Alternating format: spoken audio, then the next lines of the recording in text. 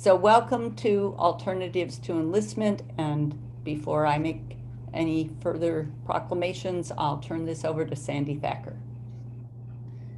Hello, everyone, and welcome to Military Services and Enlisting, what you need to know before enlisting.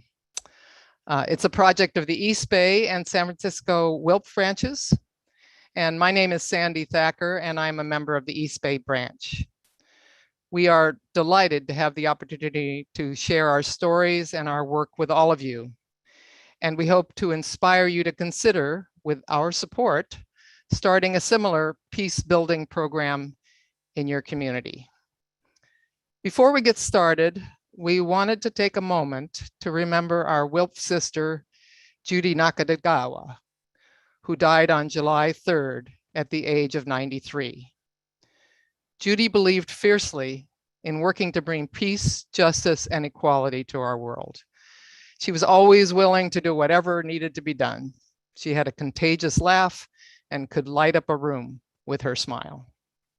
Judy was also a member of the Before Enlisting group and helped us as we continued as long as she could to work with us.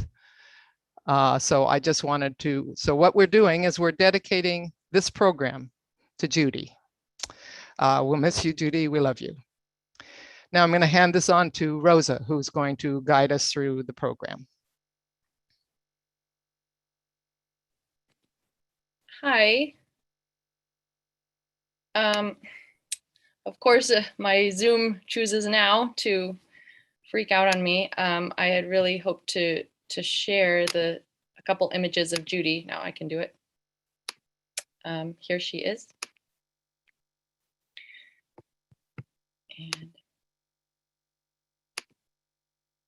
And here's Sandy with Judy as well. So yeah, my name is Rosa Del Duca. I am an Army National Guard veteran. I'm a conscientious objector. I'm part of Before Enlisting in the Bay Area because I'm a conscientious objector, and joining at 17 years old, a year before 9/11, changed my life. And I really believe that teens are not educated enough in all the realities of military service before they sign an 8-year legally binding contract. My story is the subject of a book I put out 2 years ago called Breaking Cadence: One Woman's War Against the War. So that's why I'm doing this work.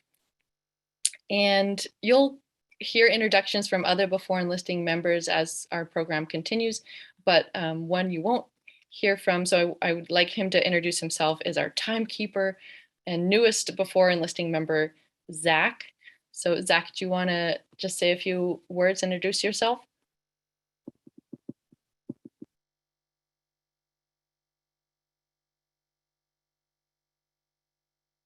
That's not Zach. Sorry, I couldn't unmute myself.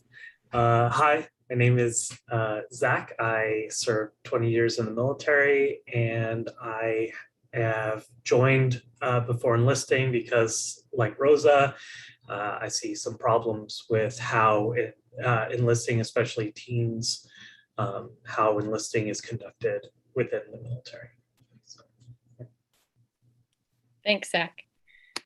So now I'm just going to walk you through what a typical presentation would look like from us, just very briefly. And I'd like you to save any questions for the end of our presentation.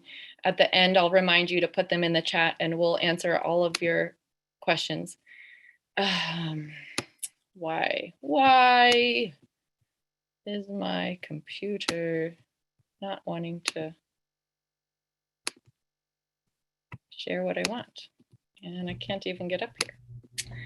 We do know that there was a lot of rehearsal done for this presentation. It really was. So can you see? We see typical 1-hour presentation. Oh, good. That's what you should be seeing. So we typically, or going into high schools, they have 45-minute classes or 50-minute or an hour. Sometimes we get really lucky and have an hour and a half. But Rosa, Uh-huh. I'm sorry, are you able to make that full screen so we don't get all the toolbars? If not, that's fine. Maybe zoom in?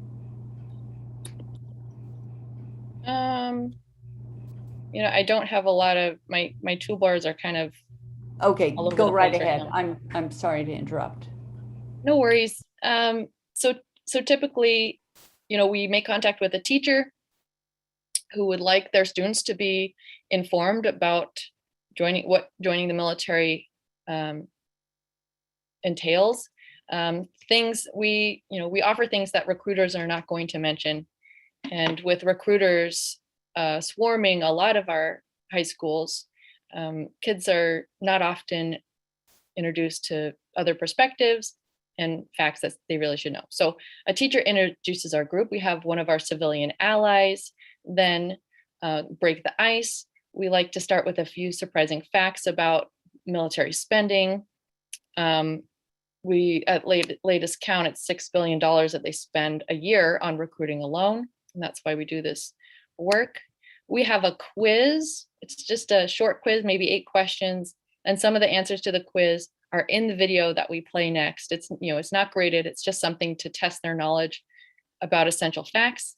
Then we play our Before You Enlist mini documentary, which is really the foundation of our program because it's so great, covers so many issues from so many different branches and different veterans. And after the video, because it is heavy and a little graphic at the end, we break down and we have some decompression, some discussion, sometimes break into small groups where they can share reactions before coming back to the group.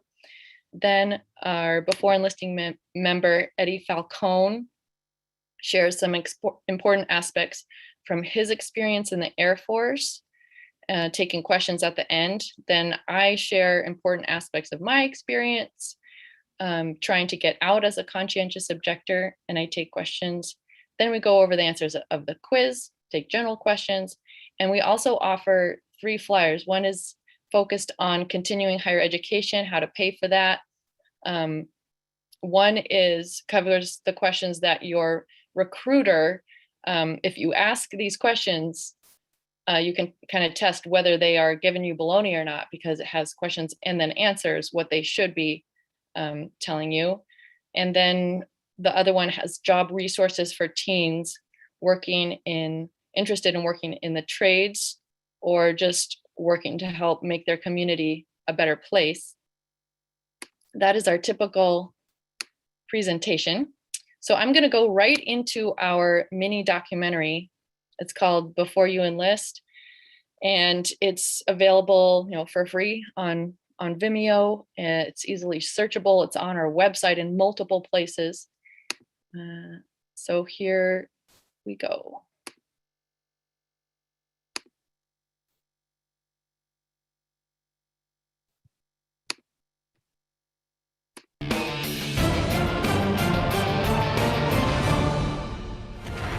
It's the will to fight and determination to win, found inside each and every Marine.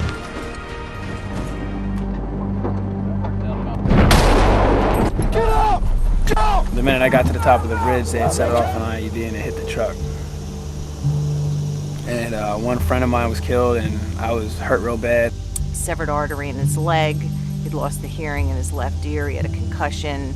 Horrendous shrapnel injuries down his entire left side. The first day that we took over our sector, we had my old company commander was killed, and one of my good friends was killed, and there was another guy that, he lost his leg, and 2 other guys got wounded. It really made it real, and very quickly. So it was, it was no longer a game at that point. That invincibility, that buying into Marine stuff, it ends that first day. And certainly each firefight after that, you quickly learn that at any second, you can be dead.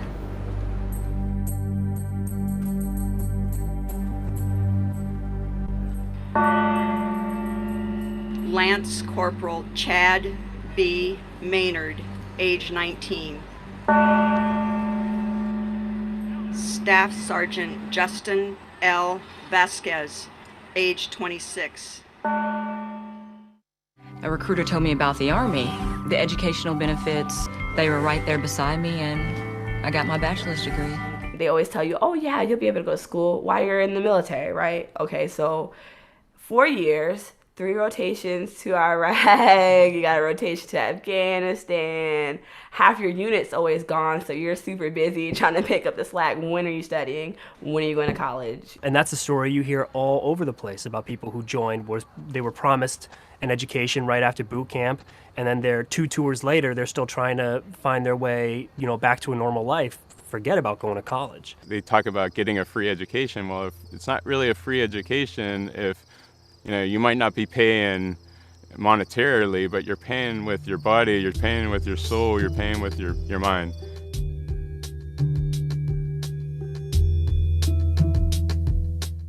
With the Navy Reserve in my life, I've been able to expand, to learn new skills. It's made me a better person entirely. Well, I'm a great killer. I know how to blow up bridges, buildings, and people. I know how to dismantle mines. I was lost when I got out.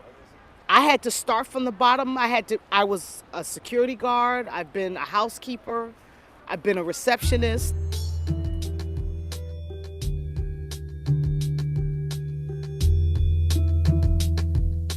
Officer Candidate School. Right now our main mission is to train, screen, and evaluate potential Marine officers and make sure that they have the leadership ability that we would want of a Marine officer. Just because you're becoming an officer doesn't alleviate any of the ethical or moral problems, and you are ultimately responsible for what happens. As my training progressed, I saw that where I was really concerned with talking the talk and walking the walk, it didn't feel like others were so concerned with that. And so that really started getting to me, because this is not working at a supermarket where you can come in and just kind of like skate by and you can do the bare minimum and you're not going to get anybody hurt or killed. This is totally different. If I had a friend ask me what the process was coming in and talking to a recruiter, I'd tell them just go in and they will square you away with anything that you want to know. You have to be very meticulous in your method of question asking when you talk to a recruiter. It's like talking to the devil. Because the devil will tell you the truth, but only the piece of the truth he wants you to hear. They didn't tell me that I was going to, go to war so much. They didn't tell me that I was going to go on 4 deployments. And any veteran that you talk to, and a lot of active duty members will even admit that they were lied to at some point in the recruiting process. I had a recruiter that took me in underneath his wing and taught me the right way, on how to recruit and forget about what they taught you in recruiter school. When you get out onto the streets of America, things are different. When I was now being asked to lie or fraud, I started to wonder to myself, what else did they lie to me about?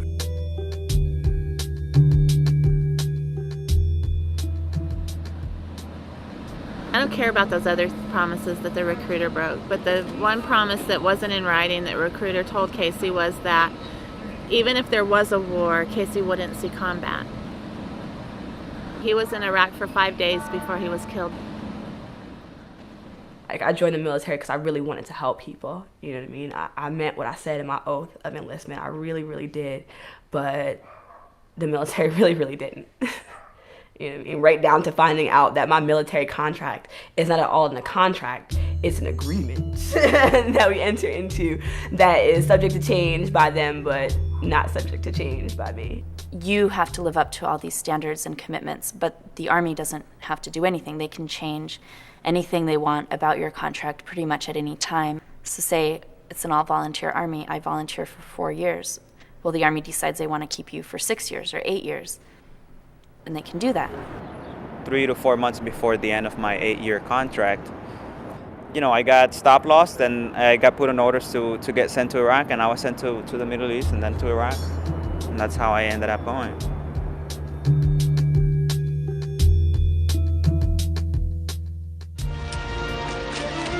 Growing up in a Hispanic household, my parents always taught me dignity and respect.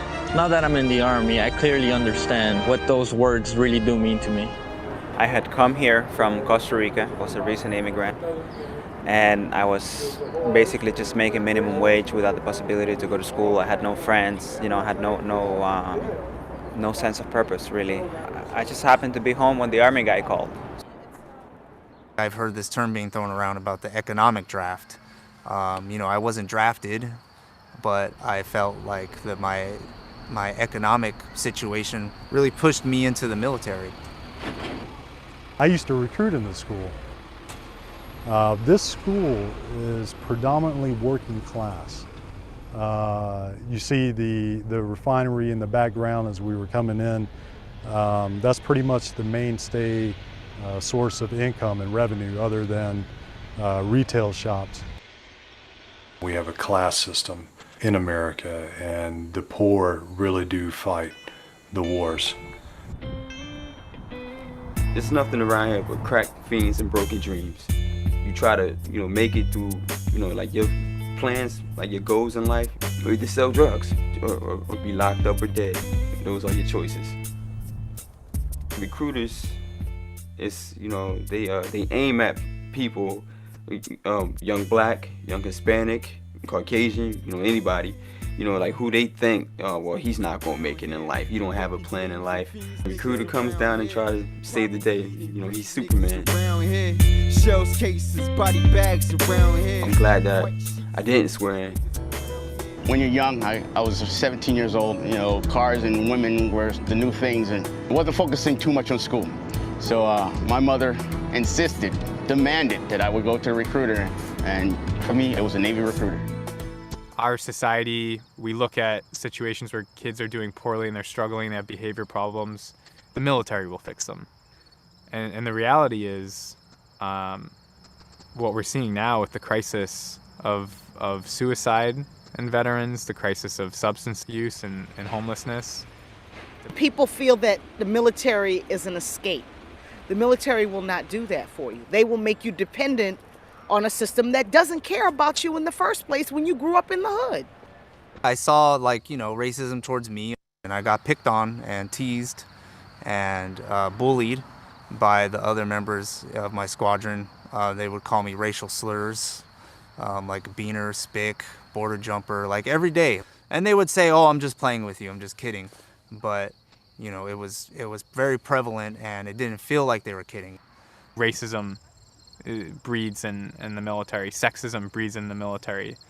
One of the most sort of horrifying aspects of it was how quickly I became misogynistic when I was in the Marine Corps. The animosity towards women was at a very disturbing level.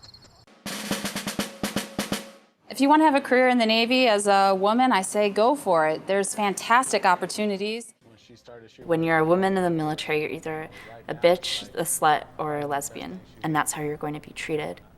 It seems like when you're a woman, specifically in a combat zone, not only do you have to be afraid of the supposed insurgents and the enemies and the Iraqis, but then you also come back to the base, and then there you have to be fearful of your fellow soldiers.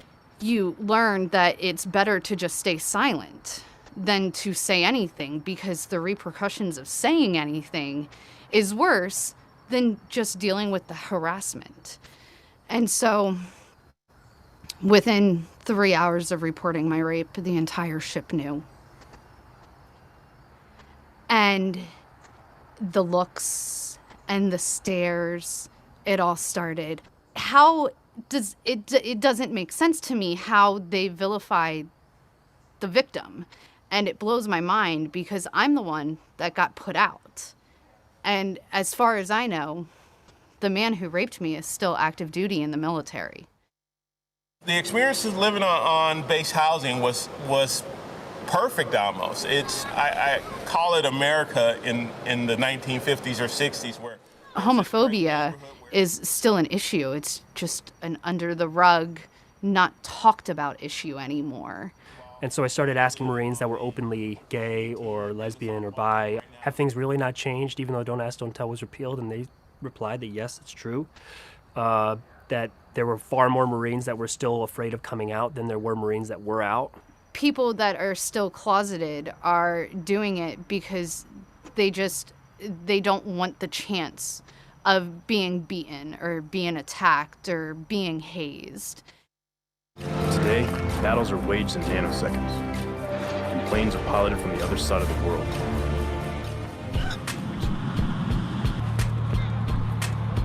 When you think about war, it's like a video game, and that's how the recruiters portray it too. That's why they have video games for recruitment. Missing from recruiters' talk, missing from the discussion in our society are thousands of soldiers burned, blinded, amputated limbs, suffering from very strong emotional trauma.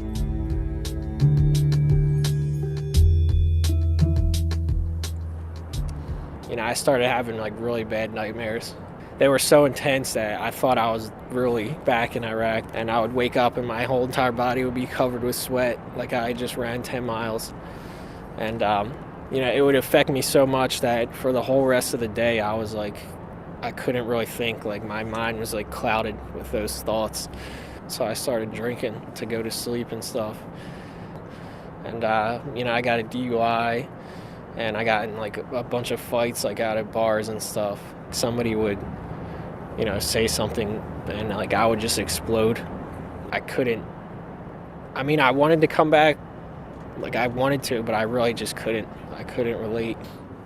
My dad had to tell me a couple times, he had to grab hold of me and shake me in the middle of the night because I'd be rummaging the house, looking for my machine gun and my helmet and my armor and my boots, And he'd tell me, man, that stuff's not here and you don't have anywhere to go. You're home, you're safe, you need to go to sleep. Mi sugerencia no es decirle a los jóvenes que no se metan al ejército, sino que hablen con otras personas porque los reclutadores no les van a contar la historia entera. Que vayan a los hospitales a ver a los veteranos que no tienen piernas, que vayan a los hospitales a ver a las personas que están sufriendo de trastorno psicológico antes de tomar esa decisión tan importante en su vida que es meterse al ejército. I'm in field artillery. I get to go out and blow things up. It's a lot of fun. Heck, what other job can you fire weapons in?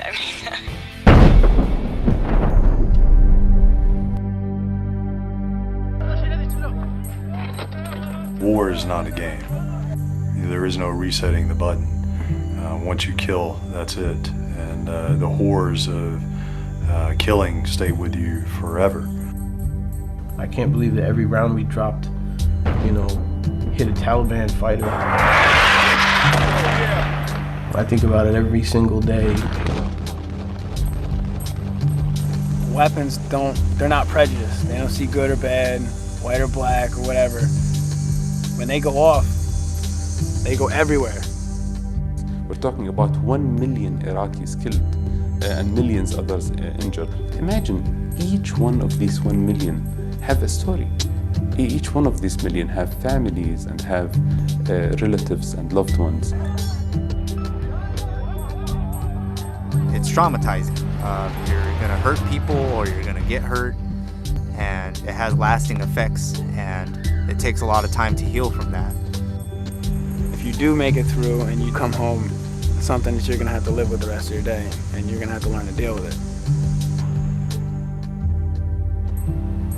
What you bring back from war is, and I mean this in a literal sense, in your bones, in your blood, in your skin, in your tissues, in your mind, forever. The uniform is soaked in blood in a way that didn't really hit home to me when I was a teenager. It's your life. It's not my life. Whatever I say, my son is never back. It's your life. You have a choice.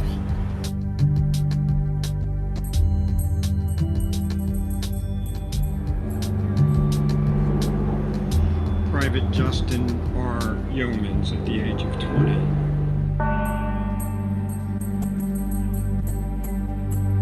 Private First Class Jeffrey F. Braun, age 19.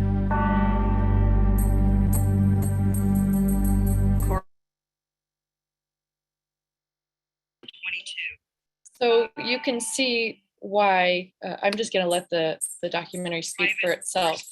You can see why we make it a priority to show it to every classroom, every presentation we can, because it's just so powerful. So now I want to turn things over to fellow About Face member, fellow Before Enlisting member, Eddie Falcone, who is actually in the video that you just saw. And he's going to talk about things that he covers and why, what he thinks is critical to share with our classrooms. All right. Hello, everybody.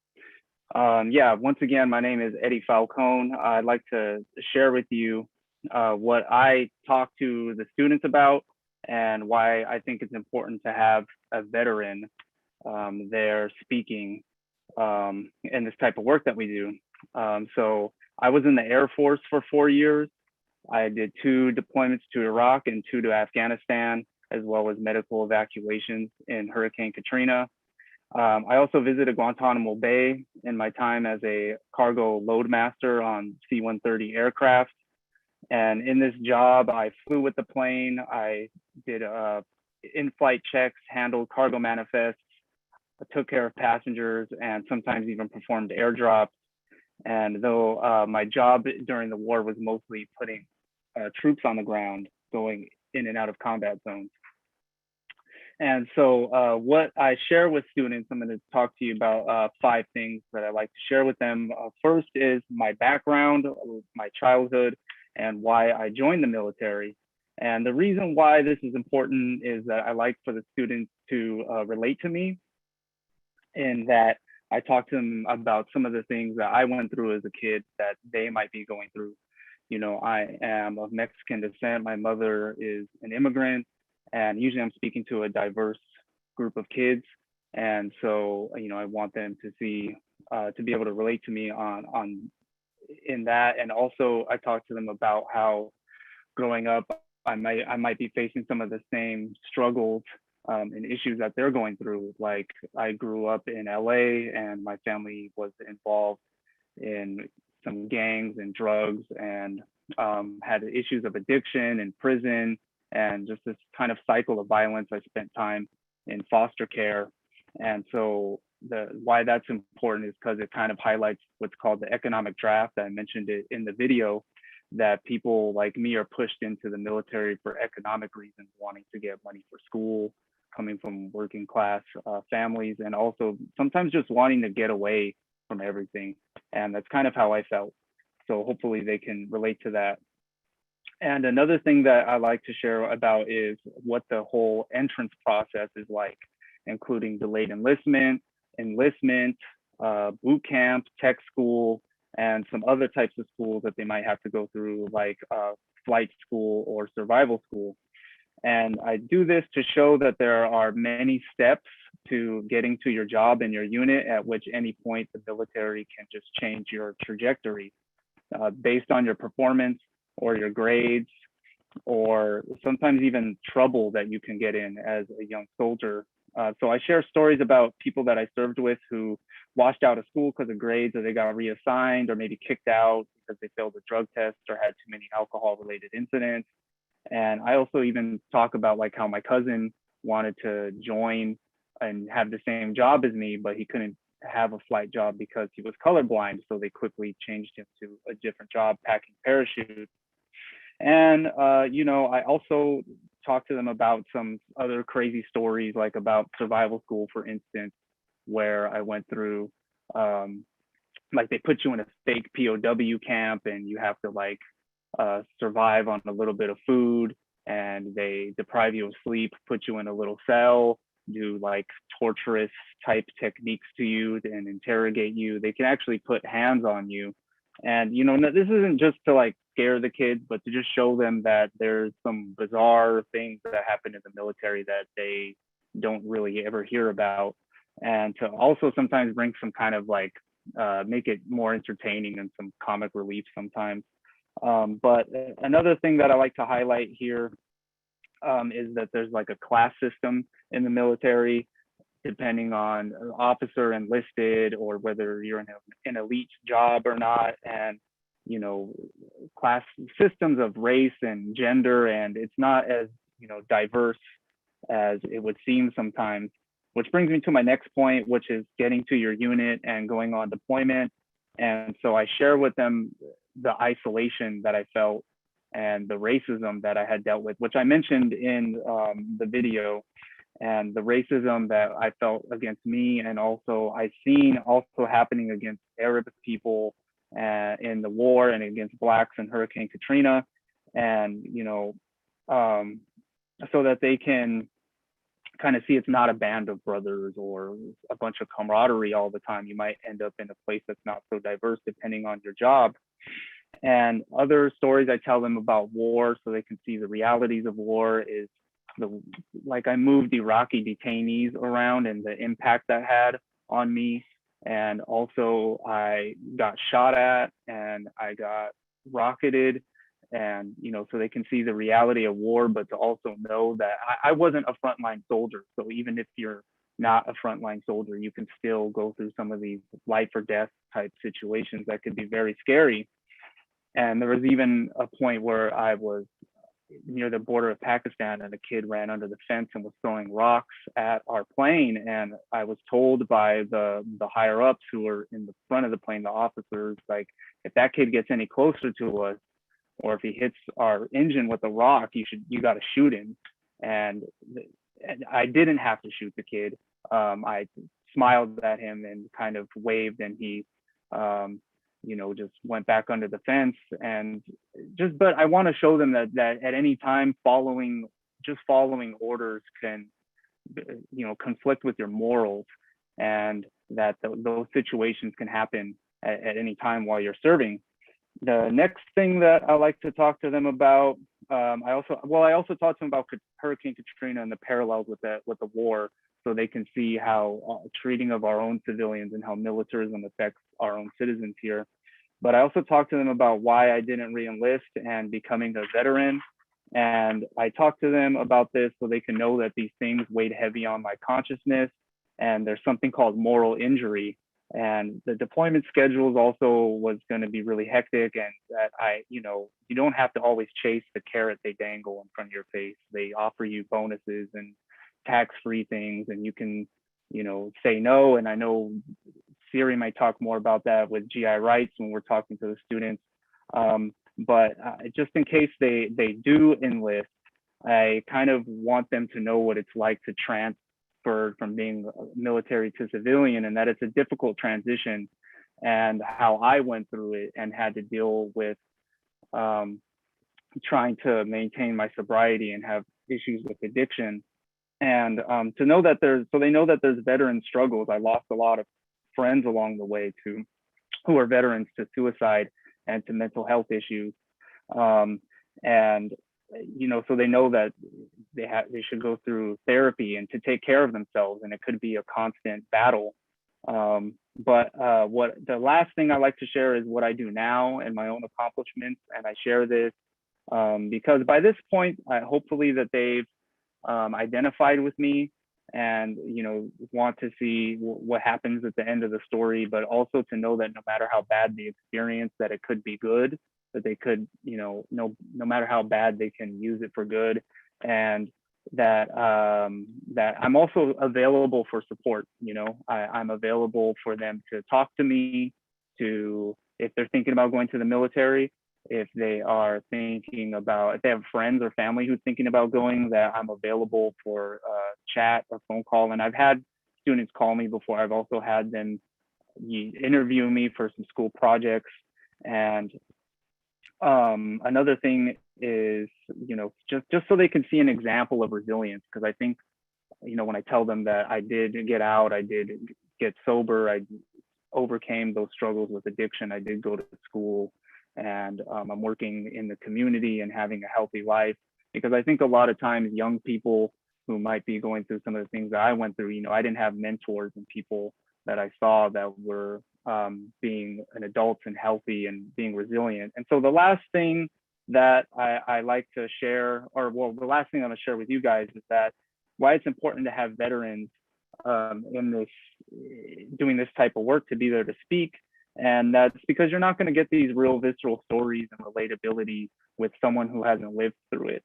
and also to kind of demystify veteranhood, or demystify like what it means to be a veteran. There's a lot of veteran worship and the war and the military in this country, and you know, we're not heroes. We're just people who got put into tough situations and had to deal with some complex issues and decision making. And we're just everyday people. We're regular people, so that they can kind of see that and identify with that. But so that's about all the time I have. And thank you very much. Thank you, Eddie. That was awesome. Yeah, you covered so much. So now we're going to transition over to Siri, who is a longtime activist and a longtime GI Rights Hotline counselor as well. Yeah, hi. So it's a hard day to be doing this panel, I've got to admit, because this is a hard time. And watching that video really reminded me that for the last 20 years, people have been funneling in and out of Afghanistan, and that the things that Eddie and Rosa talked about, and I'm so proud to follow in their footsteps in this presentation. So I am going to put a couple of links into the chat, if I can just quickly get to them. One is a article that I read recently that talks about moral injury, and it's really worth reading, because I think that we really need to be thinking a lot about moral injury right now.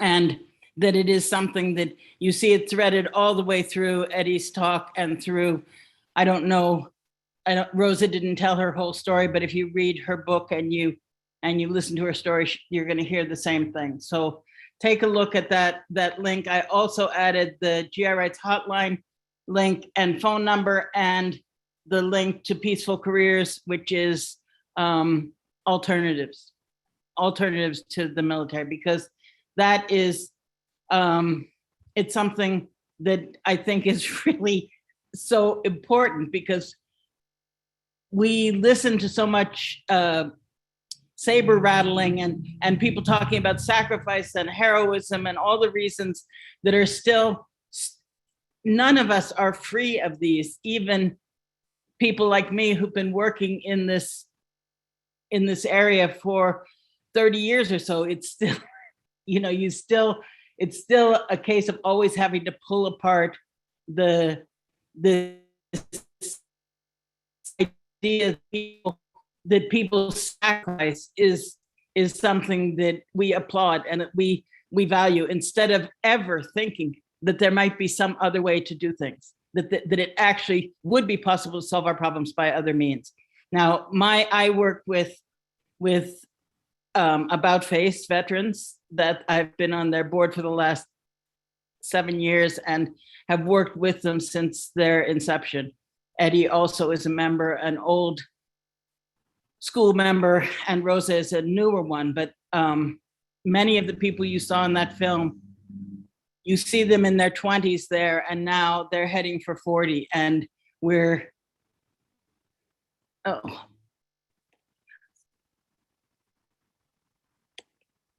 there they are, the links are.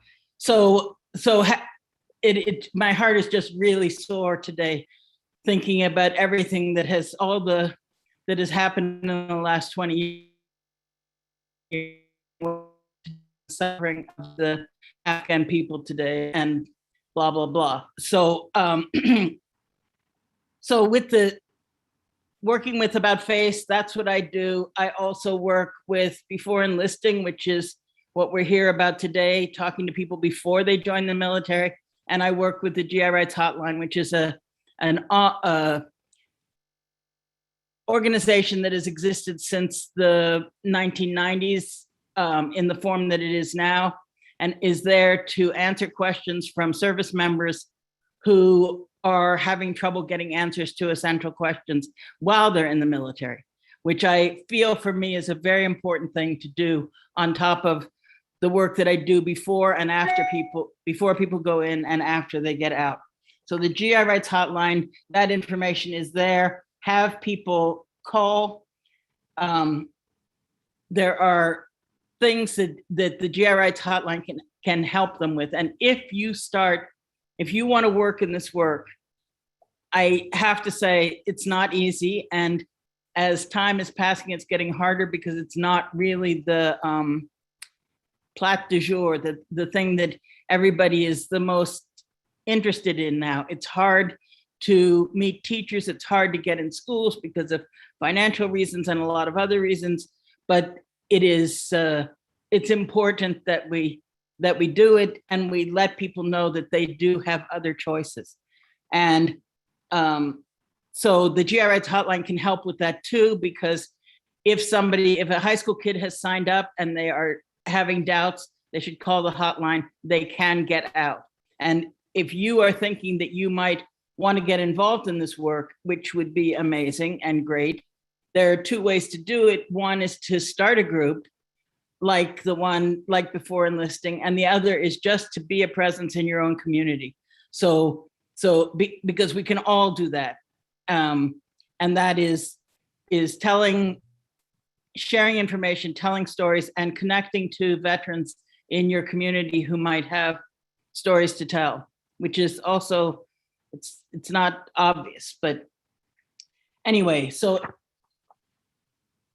I like to tell people about the DEP, which is the delayed entry program, and the fact that if you haven't gone to boot camp, you don't have to go. There's information about this on our website. We have plenty of information about it. If you start thinking about being a counter recruiter or somebody who's doing truth and recruitment work, you really want to know these things. And you're going to have to do some studying too, because that's the biggest hump, is to make sure that you never give someone incorrect information, because it really can have a huge impact on people's lives. So the DEP, I'm not going to explain all of it. I'm just going to ask you to look it up. And then another thing that I find very important to talk to kids about before they go in is that becoming a service member, that joining the military is going to change them forever. And it will change them because of the experiences that they have, and it will change them deep inside because of the training that they go through. That when you are trained to be able to turn off your own personal thoughts and do exactly what you're told in an instant, that changes you. And you don't just pop back to your normal self when you get back stateside. It's part of what Eddie was talking about, was what's so hard about coming home. They talked about it in the video. And it's something that's very real, because I remember when the war started and people were calling up and they were saying things like, or just after 9/11, people would call up and say, I was promised I was never going to go to war, like Cindy Sheehan was talking about her son. And that was common. The recruiters would say all the time, you're not going to have to go to war. The truth is that every position is a combat position, as Eddie was saying. You can't imagine that, you can't think that you'll be safe. And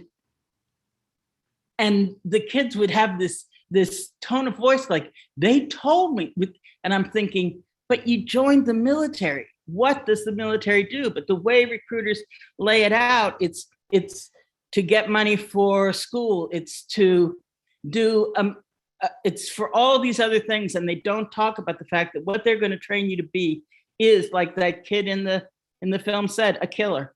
That you will learn how to be, you're going to do work that is going to haunt you for the rest of your life.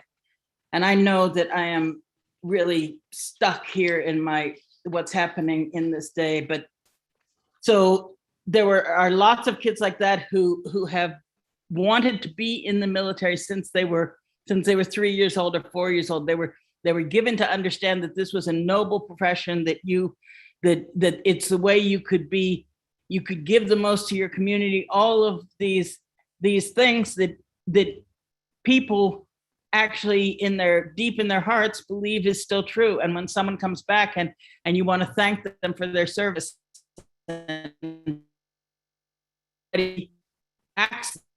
actually not making it easier on them, because what they have inside their heads is other kind of activities and such not. So all of this to say that it's really that there are lots of resources out there for you if you want to do this work. And we are here at Before Enlisting to help you. You find us on the website, you call us up, and we will provide you with materials and whatever training you feel like you need.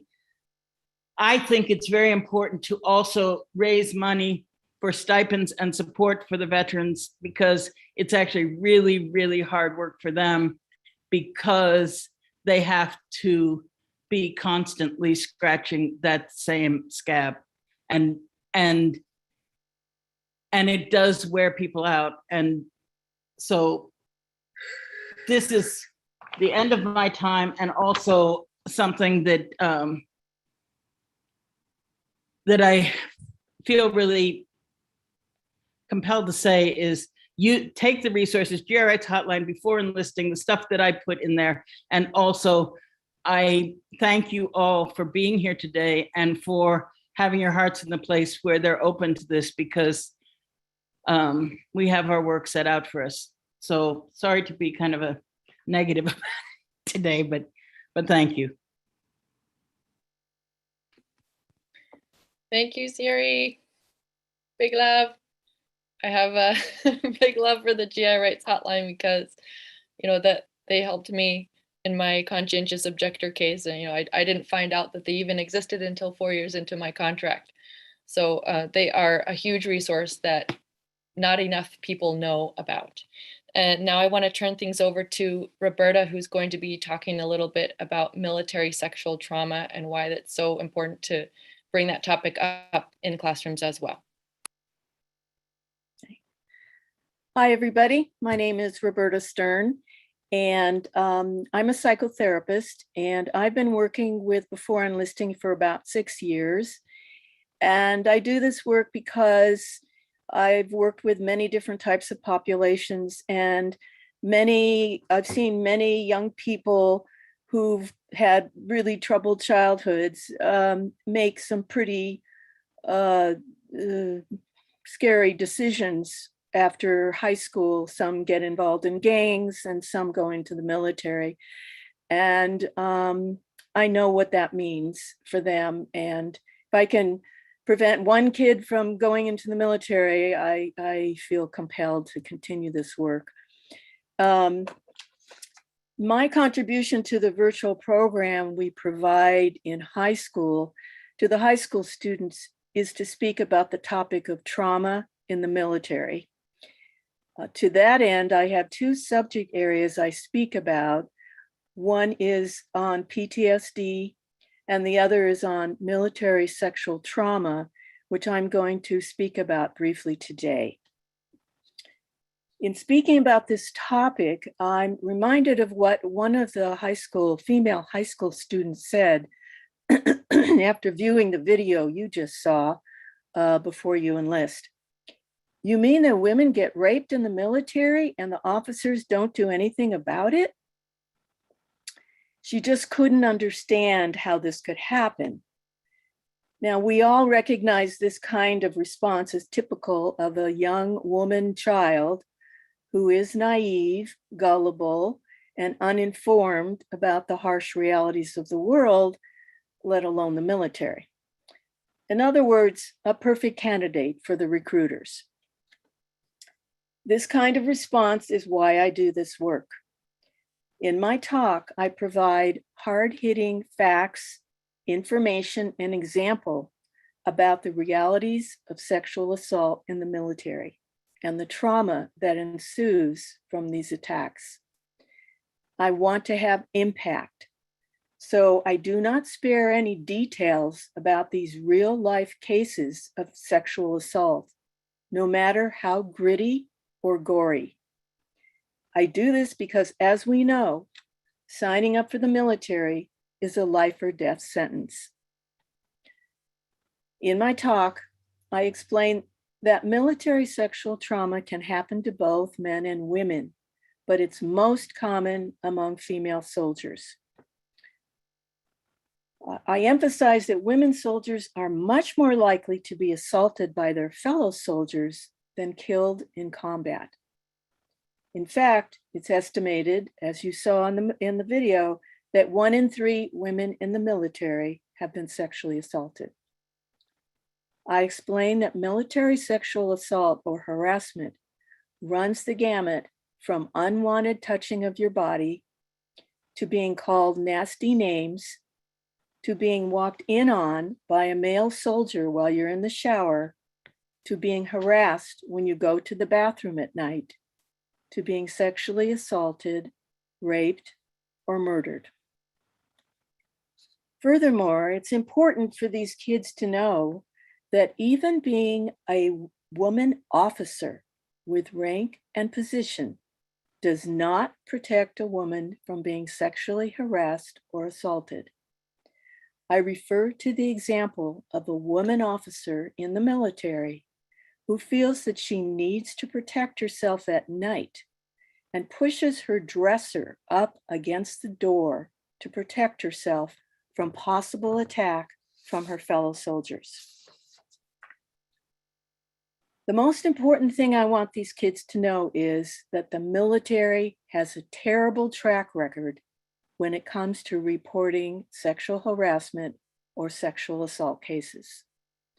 For instance, it's very common for the commanding officer to simply label a distraught female soldier who has been assaulted as unfit for duty and transfer her to another base.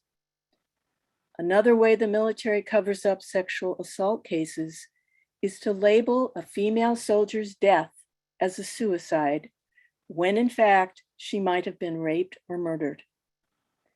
I refer to the case of a 19-year-old female soldier killed in Iraq in 2005.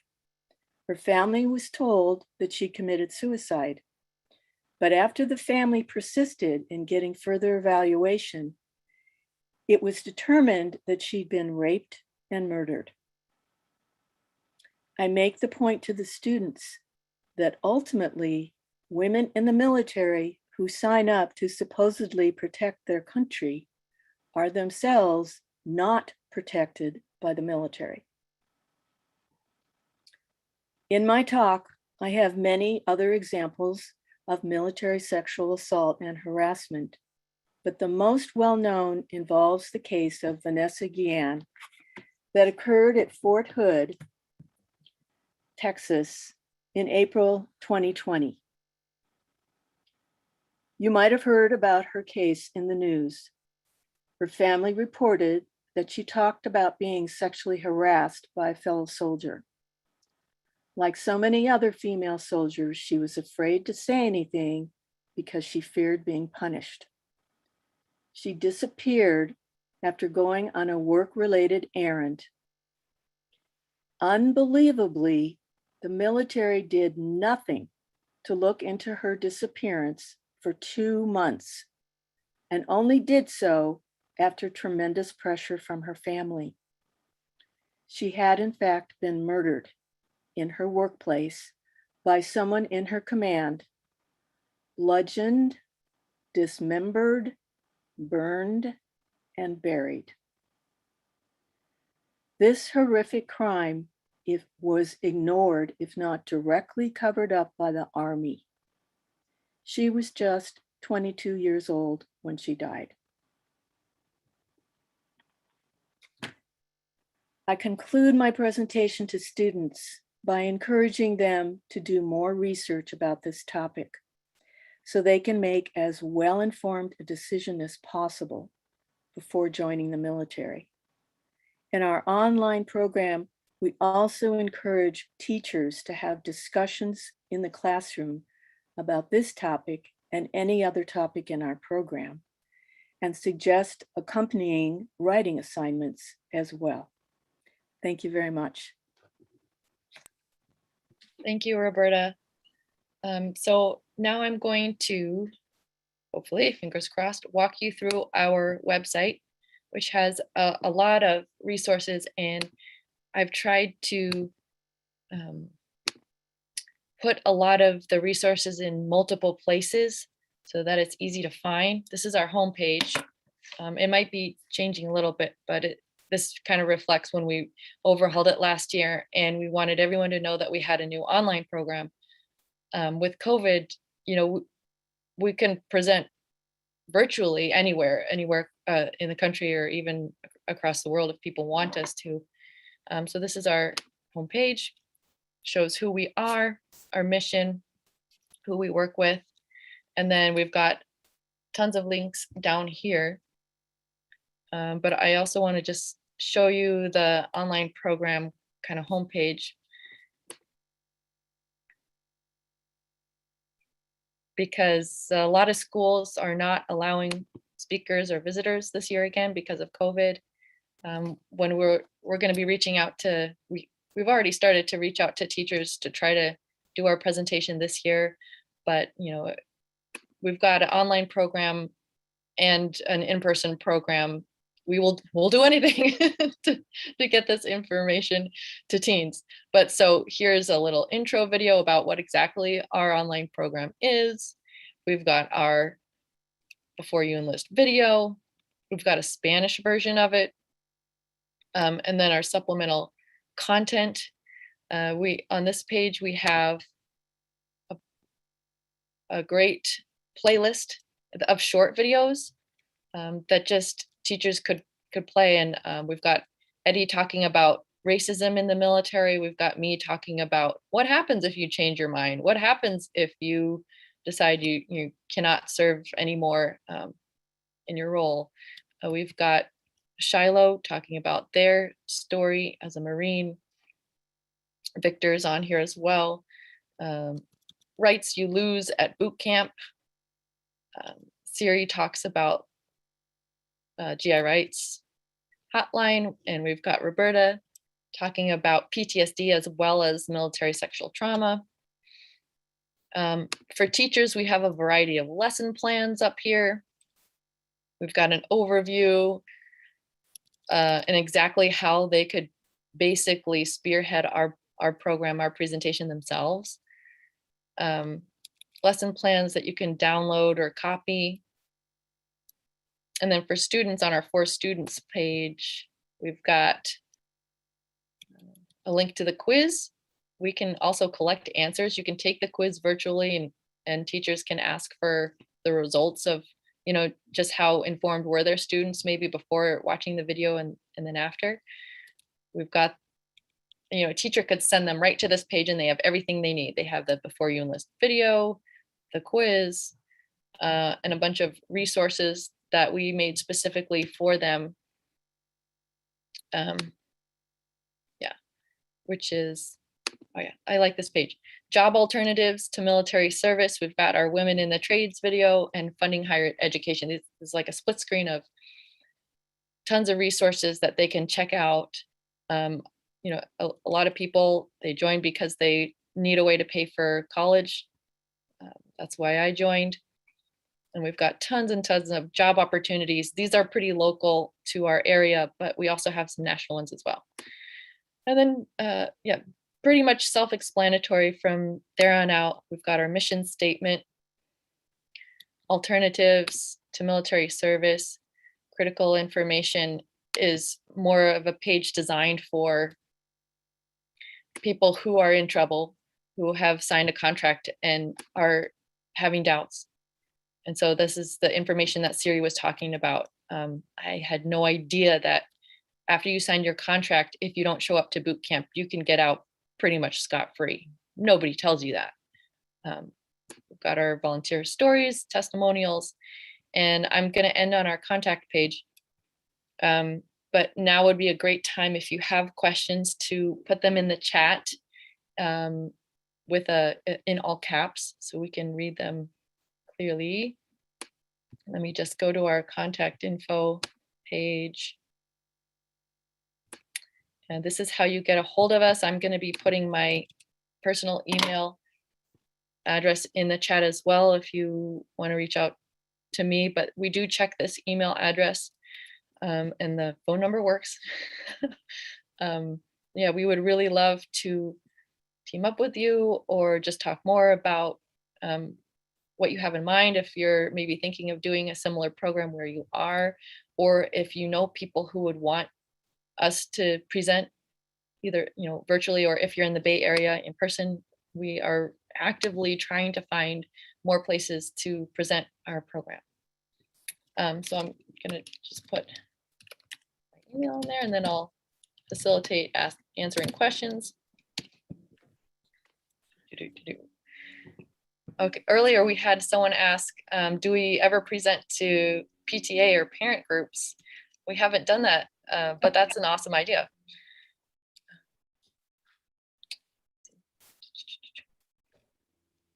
Do you have to get permission from the school district to speak in a teacher's classroom? No, but sometimes the teacher feels like they have to get permission. It's all up to, it's a school by school basis, I think, and other members of Before Enlisting, correct me if I'm wrong. But some of them do feel like they have to clear it by either the principal or the district, because a lot of them are worried about policies where if they invite us in, then do they have to give a recruiter access in their classroom? Because right now recruiters are roaming the halls and they're tabling all the time, but because they're not in a classroom, they feel like if they invite us, then they would have to invite a recruiter out of fairness, which, you know, I could argue all day about that. Let's see what other questions we have. What do you do? What do people who do this work think about the film, The Invisible War? Used it successfully in women's studies classes. Yeah, that's a great film. Documenting military sexual trauma and stories of assault. Yeah. Anyone else want to chime in? Roberta, have you seen that one? I have not. No. Oh, yeah. I haven't seen that either. I'm sorry. I've seen it, of course, many times. It's hard watch, and it really did bring this subject to the top of people's minds back when it came out. And so it's definitely worth watching it and recommending it to folks. It's a feature length, so it's not great for taking into classrooms, and it's really, I think it would be really hard to use in the classroom. Yeah. Eddie, do you want to take this one? It's please tell us if the enlistees get a written contract that spells out the actual time they are enlisting for, a guaranteed education, including 4 years of college and perhaps a certain amount of pay for X months after their term is up. Yeah, I specifically remember this. Like you do get the contract, but you know, it's just a matter of if you read the whole thing, if how the recruiter presents it to you, because I do remember the recruiter just kind of passing it over and being like, okay, here's the contract and sign it, but I always read everything before I sign. And that thing is like a book, like this. Yeah. You have to sign it in about 100 places, and it's all in legalese. So I'm sure all that stuff is sort of in there, but I don't know about you, but Eddie, at 17 years old, I probably didn't understand half of it. Well, I did. Yeah, a lot of it I think was tough to understand, but I do remember seeing the part about 8 years, and I went, "What?" And like I told the recruiter, I was like, "I have to be in for 8 years. I thought it was 4." And then he was like, "Well, it is 4, but there's," and then he explained the 4 years of inactive service. But there isn't anything in there about the second part of your question was about how much money that you would get for the GI Bill or something like that. But there isn't. Yeah, a guaranteed education, including 4 years of college. No, there's nothing in there about that. That's a separate contract that you sign in, well, at least for enlisted people, you sign it in boot camp. And I don't remember what week it was, but I kept remembering like, well, what happens with the GI Bill? When do I hear about that? And it was when you're in boot camp, you sign up for it. There's these sessions you go to where you're in a classroom sometimes, and one of the days you're in a classroom, they're like, okay, we have the contract for the GI Bill, and you know, you can sign it if you want. And it's changed now. Before I was on the Chapter 30 Montgomery GI Bill, now it's the post 9/11. But before it was that if you were to, you know, they take $100 out of your check every month, for a year, I think it was. So basically you pay like $1,200 into it. But yeah, the contracts are there and it says everything, but they don't explain it to you too well. They just I wonder if put things in front of your face. I wonder if Zach might want to chime in a little bit on this, particularly because I remember at our last meeting, you talked about, I mean, we all assume that you get this great retirement, you know, when you get out of the military. And it was eye-opening what you said. So could you speak a little bit to that? Sure. Yeah. So, I mean, there's so much with the GI Bill. They don't really explain how it works very well with the post 9/11. So that's always been an issue. My job was to inform airmen in the Air Force of their rights in these kinds of things. So a lot of times they just had no idea how to maximize its potential or how to utilize it. And a lot of airmen end up spending money on things that don't terminate in a degree. So that's a big problem. As for retirement, it depends if you're, they've changed how retirement goes. It used to be, and the thing that I think most people here are familiar with is the 20 and done mentality. You serve 20 years in the Air Force or in the military and you get a full retirement. That has gone away. So now it's more of a 401k sort of retirement plan that, you know, for better or worse, you have to pay into it. It's no longer just, you know, you've served for 20 years and you get that money and you don't get to pull out of it, pull finances out after 20 years. You have to wait until you're somewhere typically between 60 and 65. So just how retirements are done are completely different than when we joined.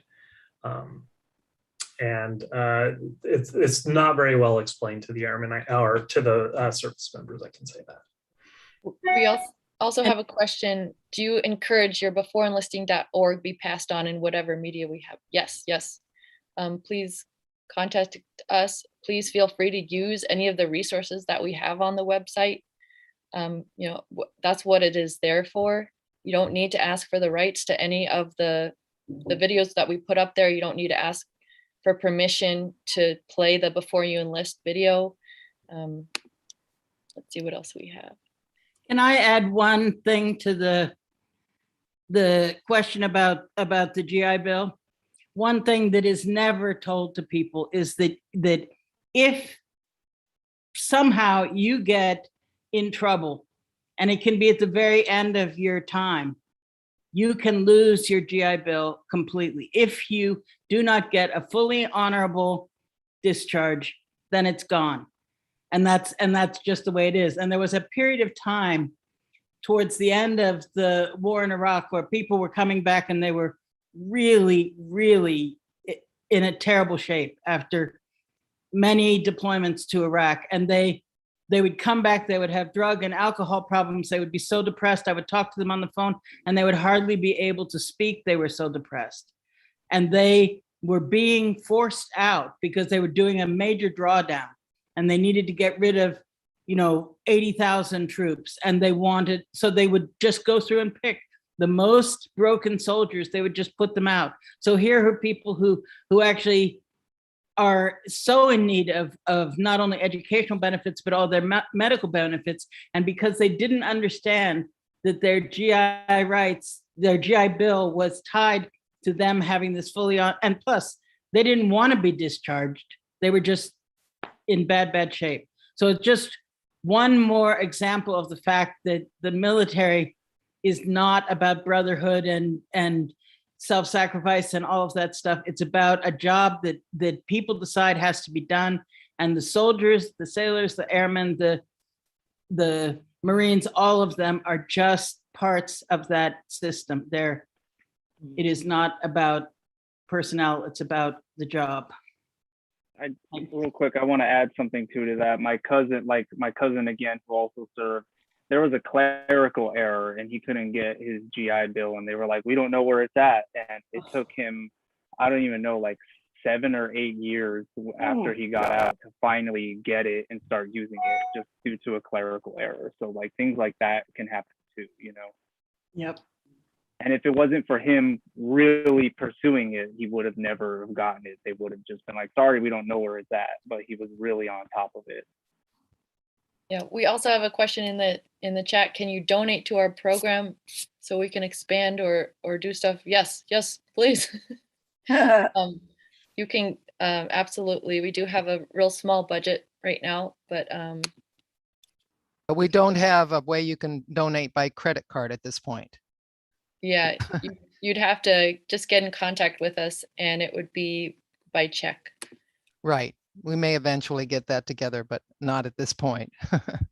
I do see a lot of people asking about like social media and how to reach youth and things like that. And yeah, we do need to get on social media probably, but it's you know, it's kind of they change so much. Now all the kids are on TikTok, and I'm not about to sit up in here and do a bunch of breakdance and get some kids to look at Before Enlisting, you know, but so try to figure out what works best for us. But yes, we should get on some social media, and yeah, maybe we should have some type of online donation page or something like that.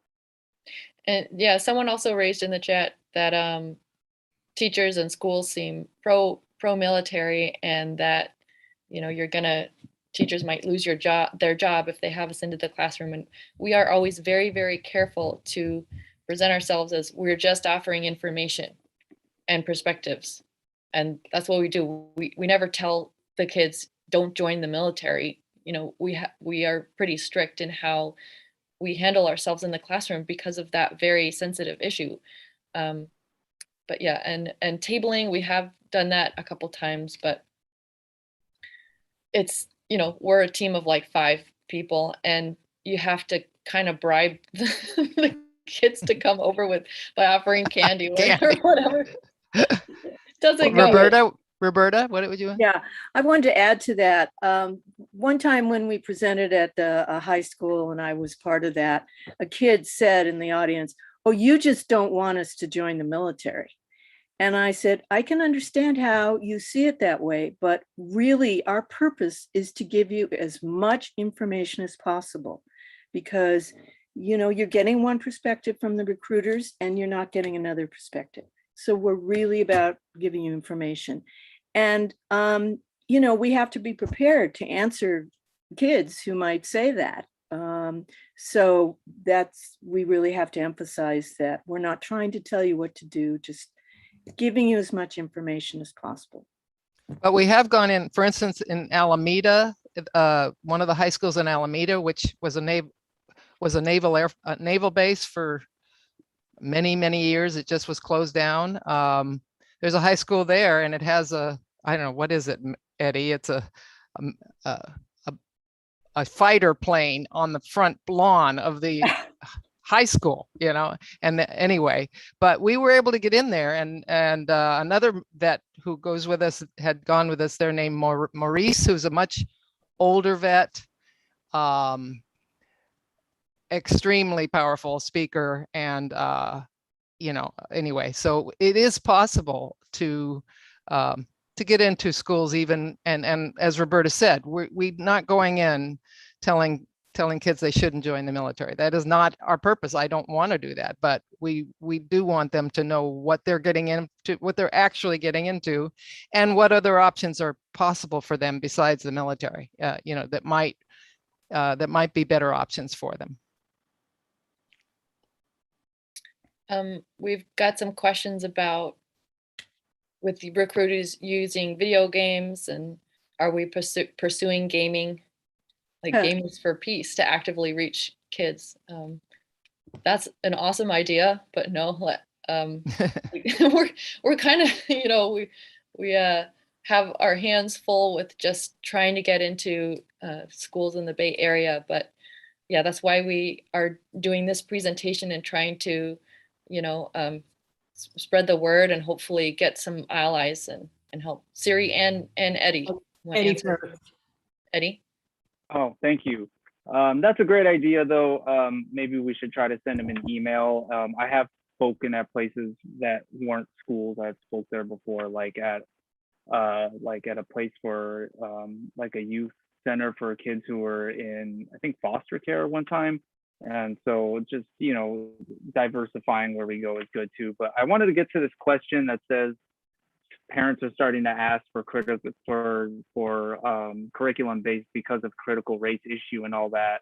And that's a bump. I assume you mean a road bump we might have to watch out for. But again, as a part of my talk, I think it's why important to have a veteran too with you, because when you have like a veteran, that's part of, we also have like our own curriculum that we share with the teachers, and maybe they could share that with the parents if they're looking for something. But when you have a veteran who's coming there too, it's kind of like, I don't know, for people who are pro-military or something, they'll probably be more lenient or listen, or would be okay if, a veteran is actually coming to speak to them versus just civilians who haven't been through those issues. And I've had instances where I've been on campuses and there was like a pro-veterans group or something that wanted to talk to us or challenge us or something. And when having the veteran presence there, it kind of makes the tension go down and de-escalates where things could go with that. Yeah, and I wanted to add that, number one, there are people who are doing that gaming thing, who Veterans for Peace and other more recent vets are actually getting on Twitch and doing what you're talking about. It's not possible for some of us, maybe for others. And as far as what we're talking about with the curriculum, that's something that we're very interested in doing, is building up curriculum that teachers can use in different classrooms. And I think that certainly there's a lot around the issue of critical race theory and racism in the military that can make some really powerful teaching moments. I mean, we will see if people have a hunger for that kind of material. But if they do, that's something that some of us would really like to dig into. So former teachers or people who have passions for certain areas, I mean, this is a great thing to get involved in. Just a quick mention that someone asked about wanting to make a donation, and we do have an email that you could send a question, and then we can send you what address to send a check to, and how to make it out and stuff. Because we actually, one of the groups that started this was Grandmothers Against War, and so we still are actually using their checking account. So anyway, we would be happy to send you that. If you go to beforeenlisting@gmail.com. Is that right? Siri, does that still work? Mm-hmm. Okay. Yeah. Then we will get back to you for sure. And I was thinking when about questions about gaming or getting into PTAs or all these questions you have about it, it's like if you have an idea of how your group or someone could get involved in some way in the gaming, or someone who's a vet, who might be interested in in either presenting in schools near you, or might want to do a video that we could put on our website, a little short 5 to 10 minute video, there's all different ways that you can get involved. You can find other groups in your area that are doing similar work, and then hook up with them. So we just hope that people will take this as further, and let you know that we are here to help you. We really want this to expand nationwide. I mean, given what has happened over the last few weeks, and which is actually what's happened over the last 20 years in Afghanistan, I mean, it's just right in people's face right now that that all those soldiers fought and died or came back with scars, all kinds of physical or mental scars, and here we are back to square one. I mean, it's absurd. So anyway. Eddie, you want to Yeah, wrap up one last first?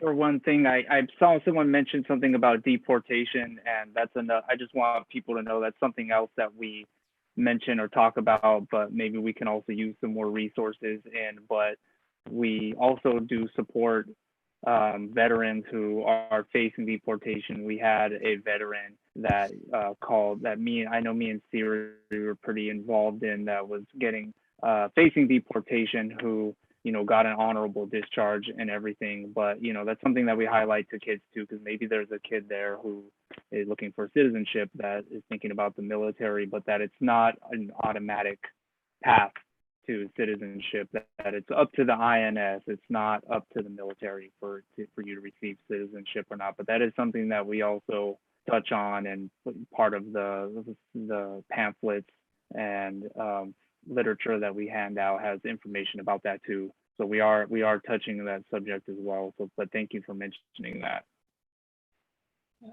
Thank you to everyone who joined us, and I think we're gonna wrap it up because we're a little bit over time. Sandy, did you want to?